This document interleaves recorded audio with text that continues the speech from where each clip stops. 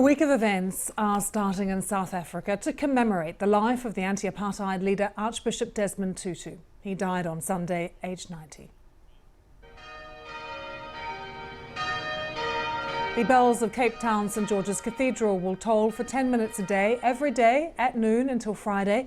People have also been gathering outside the cathedral and also outside his home ahead of his funeral on the 1st of January.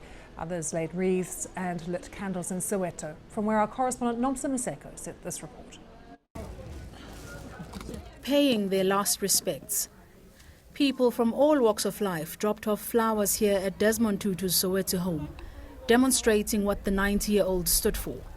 He was the voice of reason, the face of reconciliation, and South Africa's moral compass.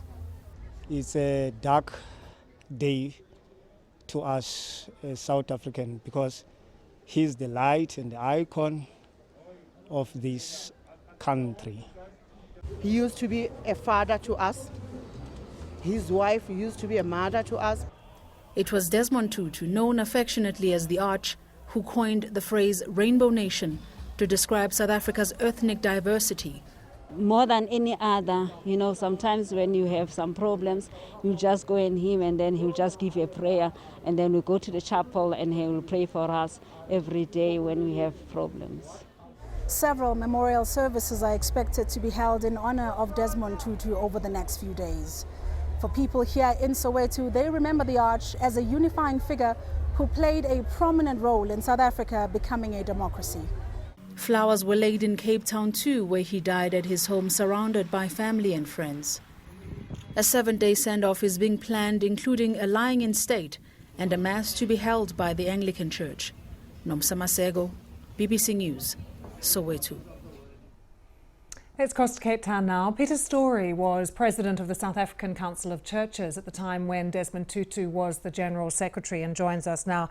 Peter, we've heard so many extraordinary tributes to this remarkable man over the past day or so. I'm so pleased you can join us to share some stories with us too. You first met him 46 years ago. What was he like then as a young man? Oh my, he had just come back from England, where he had been at London University, and he brought back with him a new sort of internationalism and a confidence which perhaps was denied to many black South Africans because of the circumstances under which they lived in apartheid. He came back with a confidence, a strength. He could take on anybody in a room. My first experience of him was, if you like, characteristic of his whole life. I was in Nairobi for a conference and sharing a room with some delegates. And when I woke up at 4 in the morning, somebody else had joined the room. And I saw an apparition, a sort of white apparition in the corner. It was somebody who'd covered himself with a sheet and who was praying in the Muslim way with his face right down onto the floor. And the next morning, I discovered that it was Desmond Tutu. I said, "You gave me one heck of a fright last night. I thought I'd seen a ghost." And he cackled the Tutu cackle. And he said, "I'm Desmond Tutu. Nice to meet you." And that began the 46-year friendship. How wonderful. That is a lovely story. His irrepressible humour too, so many people are referring to. But you could perhaps, Peter, shed some light on something very personal, his deep faith. Well, I think that first moment, seeing him at prayer, was characteristic of his whole life and our relationship together. Whether we were traveling in dangerous places, on aircraft, in airports, when the time came for him to follow his discipline of prayer, he simply opened his prayer book. I remember on occasion when we had gone up into a very hostile part of the country to try and visit some priests who were held in detention, and we knew that they were being tortured. Well, we ourselves were arrested, and we were taken then into the bush, and we were told that we'd be shot. We were told it was a long way from Joburg.